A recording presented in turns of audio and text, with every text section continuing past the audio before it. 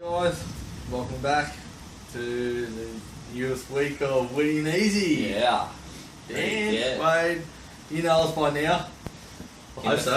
In the flesh. How's your week been, mate? Yeah, good. Busy, but had to fill up last week, so good day on the punt. And hopefully you followed us in. Had some good price winners last week. $13 winner, nice $5 winner, lots of placings. I think we filled up a few Quinellas and trifectas and stuff. So right on the money. Yeah, absolutely smashed it last week, and looking to reproduce and do the same this week. Yeah, best. As I put on the Facebook page, Winning Easy. If you haven't liked this yet, make sure you do. We're also back on YouTube, so spread the word. But yeah, as I put on Facebook, his two best bets in Brisbane, both got the money as you're talking about. Very confident, and like I said, Vitali Cake, $13, great ride from Bossy. Oh, very good. Yeah, that's exactly what happened last start with her as well. She got boxed away, just couldn't get out, and smashed the line late, and just one or two positions better, and just got there right on the line. It was a Group 1 winning ride. It was. I've been his biggest critic, and he let me down earlier in the day, but he well and truly redeemed himself there. So it's a bit like that Bossy, but he did. And my best bet, and roughly, like I said, I combined them all in the one. Kamara Hour. Yeah, great tip. Yeah, 41s, $10 a place. Yeah. Another 2 strides and gets up. I didn't have to get to see the race live, seeing the replay, and it would have been nice. So like I said, great day for Winning Easy last week for both of us, and if you didn't finish in front last week from us, I don't know what you're doing. You must have been on cockroaches at the end of the night or so, I don't know, because you had to be. So that was it. Quickly talk about some racing issues in it. I feel them follow on from last week. We'll talk about the jockey series last week with Queensland leading. This year, I think it was well received. Absolute huge success last week. I thought, great success, great initiative. I thought it was really well played out. It was awesome to see the Queenslanders in the maroon, the Victorians, Craigie in the dark blue with the white V. Danielle Johnson, the Kiwi in the all black colours, and Ty Anglin riding for New South Wales in the sky blue colours. So they actually filled up a first 4 in I think it was race 4 or 5 last week as well. Bossy winning, and Danielle second, Craigie third, and Ty in for 4th. So it was a jockey series first 4 there, so that was good to see. Bossy was really passionate.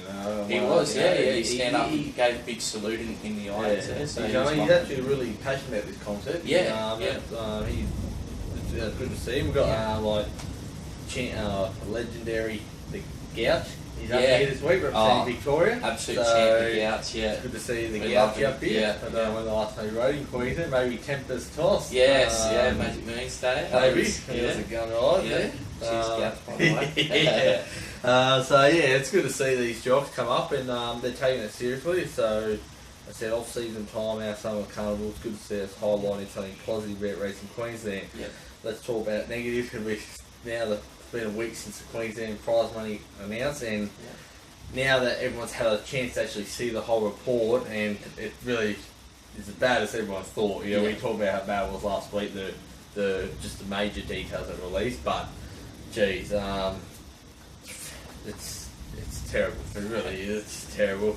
I really am worried about the next 12 months here.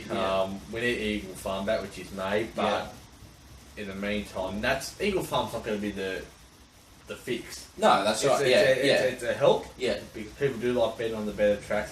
But it's not going to be just this magic thing. No, you're going to come back your fingers and it's all back to daisies. I've known that some trainers, owners, all the associated come this week, are really angry.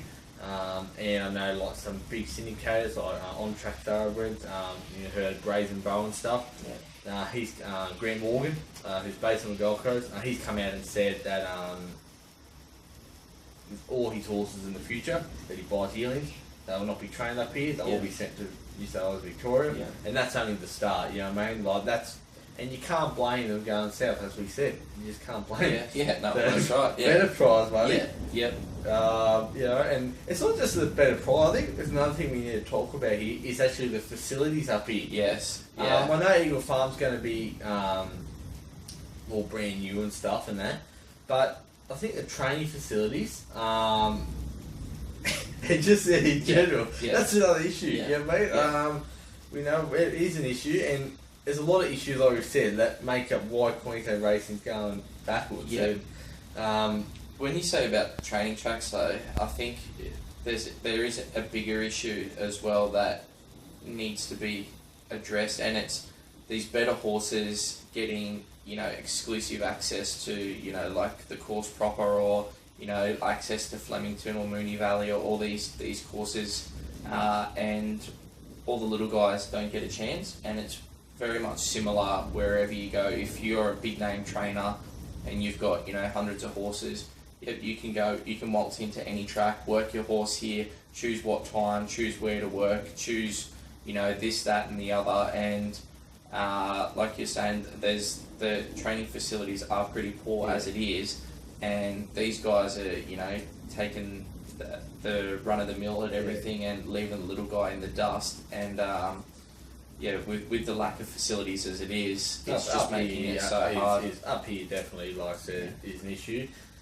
I won't, go too much in detail because we race laws, but the Gold Coast Turf Club, for instance, it's a track that races more than any other track in Australia a year. So in that regard, the course proper takes a lot of wear and tear, and I think overall they do a great job. They actually race that many, but the facilities and track fees have just gone up again, and you wonder just like, well, some horses I know have never galloped on a grass track. Like all these things that all add up. So we need to make a stand. We need to make it in a, what's the right word? A place that people can train their horses and want to, and allow horses to reach their potential. You don't, apart from buffering, which is a war horse, you really don't see too many of Queensland horses going to the state and winning. That's right. And that's not a good thing, because those horses create good publicity for racing up here. And that's what buffering's doing. We didn't have buffering. And it's coming out, and a lot of people, racing Queensland has this way been described in a lot of media, and that as the laughing joke of Australia racing. It is.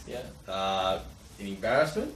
And all those words I think are just so true. It cuts you to admit it, being passionate Queenslanders, but but unfortunately they've hit the nail on the head. That's it. And what makes it worse this week was the ultimate insult, I feel, and was the announcement of the new racing minister up here this week. Was, I forget her name, she's a woman who got interviewed and said that she's never had a bet in her life and never attended a race meeting in her life.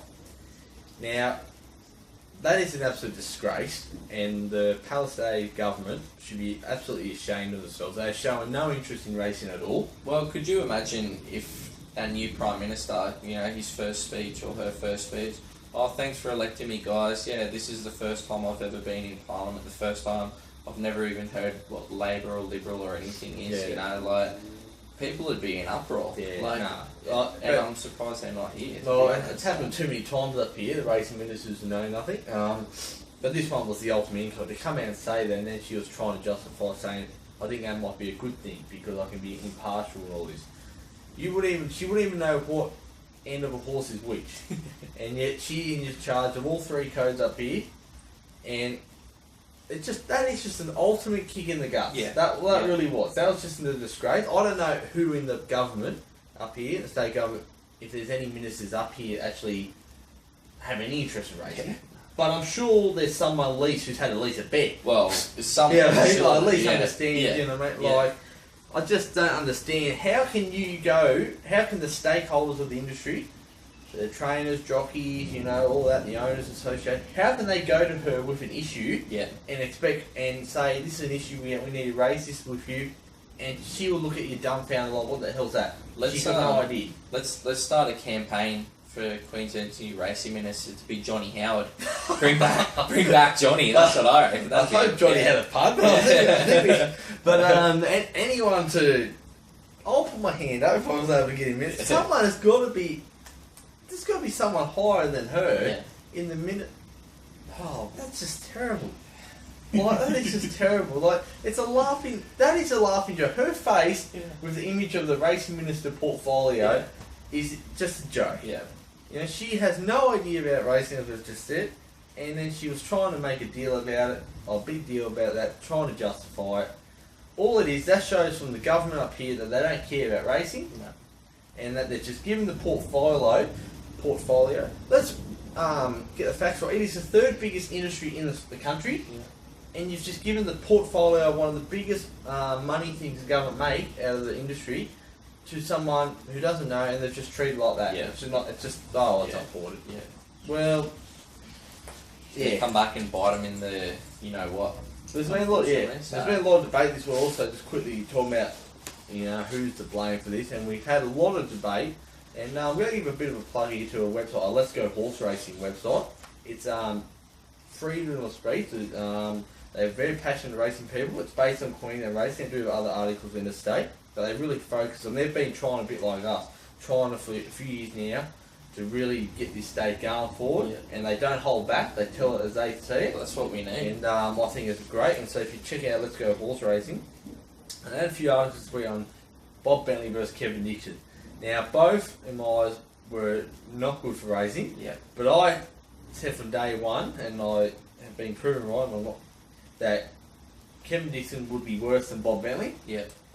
And all the stats that this website has released and have come out, there's no justification how you can have Dixon as better. He single-handedly has made Racing Queensland go back. I disagreed with a lot of Bob's policies and his bullying approach. That he sort of, it was his way or no one else. But in saying that, 8 years in a row he did return a profit for Queensland Racing. When Dixon took over, they had $14 million in the bank, plus $100 million assets. Dixon took over, the first year they lost $11 million. This year they've lost $28 million. He's increased prize monies when there was no money there. So he gave false hope to everyone, made himself look good. He spent more money on country racing that's now unsustainable, that the government has to put money in. All he's done is just, in my opinion, sent racing back. He signed a 30-year agreement with UBET that I don't know who in the world does 30-year agreements. In my eyes, I'd have to give Bob a 7-3 vote out of 10. You know, who was better. But it's saying that both, in my eyes, could have done a lot better, especially Kevin. And Dixon, I hope you're breeding horses again, whatever you're doing, mate, now, because, you know, you were a disgrace. You were a disgrace. And I won't mention the syndication's name, but on Facebook this week, a little bit of a argumentative with a syndicate company up here who was sticking up for Kevin and who did not write back to my third comment. And I would like to see if you could write back and justify your reasoning and respond to my comment. It would be good because this guy, or this syndication company, was a massive Kevin Dixon fan, saying that the 30-year deal with UBET, you can check it out, I'll find it if you would believe. The 30-year deal that UBET and Queensland Racing signed, managed by Dixon, was the greatest deal in Queensland Racing's history and maybe Australian racing history. So we won't mention the name because for legal reasons, but that's what we like to call brown noses. But and we looked at where this syndication mob is, and it was one of Dixon's favourite areas. So but these are the people who are bloody syndication companies up here. So if you want to take a horse with them, good luck with you. They know what they're talking about. Alrighty. Jeez. What do you think of the Group 1? Let's talk about some good racing. That was in Perth last. What did you think of the Group 1 last week?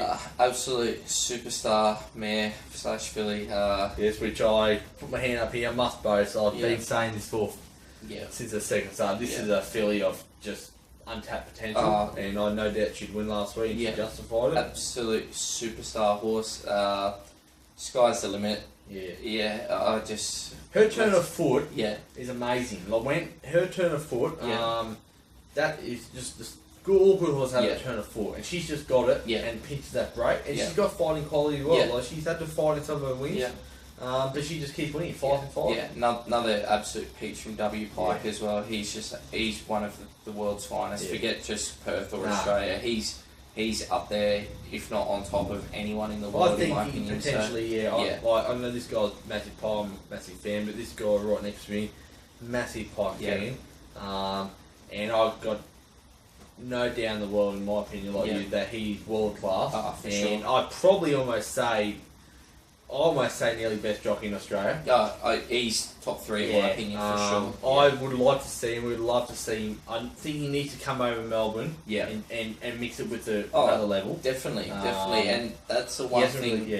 Where he is. He's very much, as good as he is, he's very much in a comfort zone over there. Yeah. Because he does, you know, in a way, he does get on all the best horses, even though he does salute on them. But love to come over here and test the waters and test his potential, and you know, it's very different. Like, it is. Melbourne racing to Perth racing is very, very different. I think there's a lot more tactics. Yeah. You know, you have a lot more variety in the type of racetracks. You know, you have your Moonee Valleys with where they get going early with the short straights. You have your Flemington, you know, your straight racing, your ones with the long tracks. You have your Caulfield that's kind of in between. So most of the Perth tracks are very similar.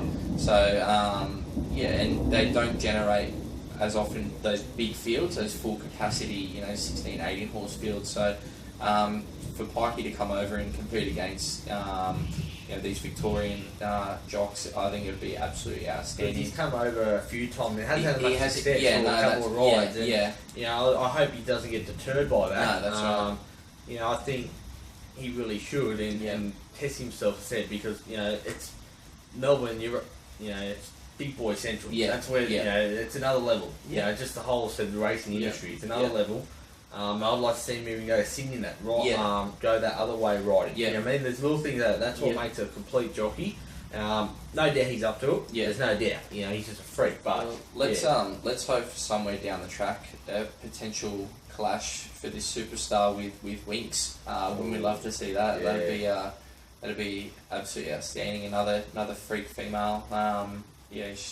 She's this is a 3-year-old filly. Don't forget, taking on the older horses. I don't think it's had the acknowledgement. No, it's the first time that a 3-year-old filly's ever won the Kingston Town. Yeah, and you don't see too many 3-year-old fillies winning Group 1 against older horses. It was a good, a good quality race as well. It wasn't just, you know, one of these run of the mill kind of average years. It was second horse Delicacy, the Stale Malsey, but Super Group 1 horse. Yeah. You know, Blackheart Bar. You know, you just had you know, Magic Artist. Obviously the Wet probably could, but they got third. Yeah. You know what I mean? And like they just show that they are both, and Delicacy's already proven it. Yeah. When they come east, they're up to the top level. Yeah. I'm sure when they come. Well, so look what Disposition has done as well. You know, like another WA horse as well. So yeah, they produce some top quality horses, and we're looking forward to see hopefully a lot more come over. So I don't know, apart from Godolphin, I really don't know if there's an ownership group apart from the Bob Peters and that who has such many good horses. No. He just continues to breed buy good horses. He's such an astute businessman. Yeah.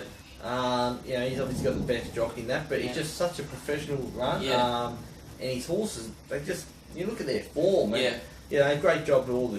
He's got a couple of trainers. Yeah, usually Adam Durant and Grant Williams, and they hats off to them as well. They do a great job. But like you're saying, with the Bob and Sandra Peters colours, you see all the time, like they don't have a first starter ever in double figure odds. No. You know, they don't have a first starter that doesn't run worse than top 5. You know, like it's always. You know, big watch this horse has trialled up well. It's educated good. They're obviously doing something right. They have their little system that works for them. They're sticking to it, and they're reaping the rewards because it's a production line of good horses, you know, and it's nowhere near the numbers that the Gaze or the Wallers or the Godolphin camp have as well, you know. So they're very selective, and they obviously got good racing brain, good racing knowledge, and well done to them. Wish them nothing but the best. A good little racing family for sure. Yeah, and I say in the autumn or next spring next year, because one thing, he's very patient. You know definitely. I say autumn or spring next year, they'll have a big prolonged attack on the autumn or spring carnivals, and Pikey will go along, and I'm looking forward to it. I'd like to see, like I said on the Pikey, I'd love to see him say next spring, go there from the start of August, and base himself over there, go and ride in the Ballarats, the Bendigo. You know, so you get your time, you understand the racing over there, and do the hard work. I know it'll be easy when you're earning good money, you get on the good horse in Perth, but I think I'd love to see him go there for a good 3 or 4 months. Just go there, just take that leap of faith and launch an assault on the Melbourne racing. Because Pikey's a legend, and he's an amazing job. We'll just have a quick talk about it, but we will try and maybe give some tips. Hong Kong this Sunday. Hong Kong International Day. We might put some tips up on Sunday for the 4 Group 1s. We've got the sprint, the mile, the cup and the bars. 12, 16, 2,000, 2,400 metres. International Day. I don't know there's too many better race days around the world than this. It's International Day for a reason, and we've got some Aussie reputation. Criterion, Lucy Valentina in the cup, and Preferment in the bars. Make sure you tune in. I've got to admit, I haven't had much of a look yet. No, but I want to see. Just got to give a rap to this horse, old boy, Lucky 9. Like, he's run the other week was just absolutely sensational. He's ageless. He's an absolute marvel, and I really hope, like I say, I haven't had a good look yet. I really hope he's somewhere popping up, because he's a freak. He's been all around the world, and he's won races from, like left to right everywhere. Like he's really good horse. He's a true Hong Kong legend. He really is. Brett Preble, one of his favourite horses, sticks with him. Like I said, we'll give some tips on Sunday on our Facebook page of that. But Preferment, as far as her settling well, been working well. He's in the bars. Here he's on. Who competed in the International Jockeys Challenge the other night. Great honour for Huey to compete in that. Hopefully he runs a good race. It's Chris Hall's first run in Hong Kong. I would be very surprised if he won. Not that he's club, I just don't think. I don't like the prep, and I just don't think. I just don't think he'll be very surprised. I thought he was no chance at Cox Plate, and we gave him no chance in Melbourne Cup, and I pretty much say he's no chance. He's $5.50 as toad to the Australian toad. I think realistically, if you were to jump on, Paddy Power or one of these international bookmakers, I think he'd probably be 4 times the odds. To be fair, but it always happens, and it's good to see. They're jumping aboard the Aussies and supporting them. So we wish them all the best. But love to see talking through head rather than heart, I think he's really got the cards stacked against him, to be honest. So very surprised. That's one early tip. And then we've got the sprint with a horse like Lucky 9. The mile we got Abel Friend, who was a bit flat last start. Yeah, he was. He didn't have that same ping and acceleration. I to be honest, like superstar jock, but Joe Moreira, I have no idea what you were thinking last start. You just from the jump, he elected to kick up and go inside. A horse like that in a race like that, I'm sorry, this is my opinion. You jump out, and if it looks like you're going to be pinned away, you just neck him. You come to the outside. He's too good for them. Like the start before, he absolutely smashed that field, and I think he will. Turn the tables on a lot of his opponents again. You couldn't write him off of that. It was still a good run. I think probably what made it a bit worse was that he went 12 first up, and obviously he was a lot more fresher. And I think that's why he haven't seen his first up win. Amazing, miraculous. Still not in the shot at the 100. And I think that's what made him. In my opinion, just race that little bit second flat up because the different prep to what he's had compared to say going over the mile first up or 1400, and obviously this is what he's peaking for. So John Moore, he knows all backwards, so he's still the one to beat. I think if any luck and he's got his turn 40, he'll just win. But there's still some very good horses in the race as well, and you can't in these international races. You can't take anything for certain. No, you can't be 1% off your game. They did absolutely crawl last start as well, which made it difficult for him getting back and being hemmed away to, like you say, set it up. Probably one run short as well of his ideal trip to really ping and pick them up. The leader just got away with murder and gave a good kick and just held on. So it was good little race, but I think he'll bounce back. If he comes up, odds on, he's like I say, he's our tip. Well, I'm sure he's going to be my tip for the race, but don't back odds on. Just try and put him in a Quinella with something else and try and find something around $3 or $4. So that's the way to go, I think. So. And we've got the Hong Kong Cup, which is the big one. The feature race of the day of the 4 Group 1s, and we've got Lucia Valentina and Criterion, and the barrier horse has come out and Criterion's drawn barrier 13. Now that's a very awkward barrier from that 2,000 metre start because you only have about 100 or so metres. Yeah. It's a terrible start. Oh, it is. It really is, and it's a very aggressive, tight turn as well. Yes. So if you don't get your position early, not only going to be 3 wide, it's very awkward for horses out deep to try and take that sharp turn as well. So back straight. So Craig's it'll be interesting to see. Obviously, got a few days to think about tactics and that, but you know He'll be doing their rain dance both connections, I'm sure. Yeah, well, they obviously Lucy Valentine's doing good in 5, but both muddler. Yes. Yeah, it's just a shame because I think if he just held his form, I just think he'd be right in the finish. He ran 3rd in the race last year. He ran a good race in the QE2 in April in Hong Kong. Yeah. And I think he's going better now. His Cox Plate Melbourne Cup runs is just absolutely superb. And I just think it's a great race. It's a really good race, but the barrier, it's a shame because but Craigie, he can produce some rides. He'll sort it out. You got to have trust in Craigie. And the only thing, it might get better odds because that's like right. I said to Talia Kate last week, if you do barrier, half inside, they're probably half the odds. Yeah, so. that's right. You just have to throw barriers out the window sometimes. If you're confident in a horse and its ability, you just have to trust the person on top to get the job done. So always got told punting one of the number one rules. You got a good job, don't worry about barrier. No, that's right. You're bad. That's what you don't back bad jockeys. Yeah. So you got a good jockey on, and that you like it, take the risk. That's what punting. You don't get deterred by them. That's you might lose some time, but if you have a good jock on, they know what they're doing. They can steer, unlike some of these others.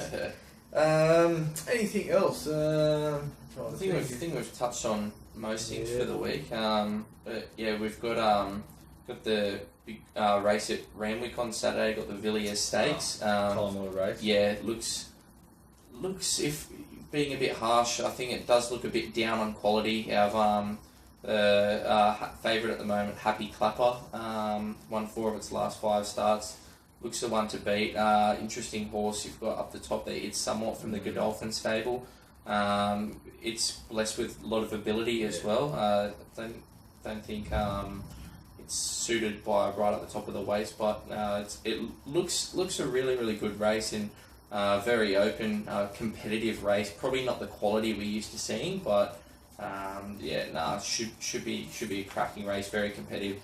Love to see open races. You don't like to see in these big ones, $1.50 favourite that comes out and brains him. You want to see good ones of field. Yeah, that's exactly right. So I think Happy Clapper currently come up around $4.80 favourite. So they're the type of races that you like to see. So good card at Randwick, got a good card at Flemington, got a good card at Doomben, which we're going to cover, and looks at absolute cracking days racing this weekend. It is, and there's a great support card on Villiers Day on Saturday. Yeah.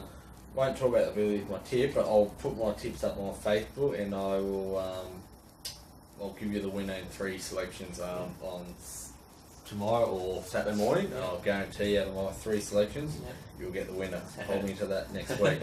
Villiers has been a proven race for my family, so Should we take a quick break before we rip into our Doomben preview? Yeah, I think we'll take a quick break and we'll come back with 9 races to preview and great day, like you said. Stay tuned.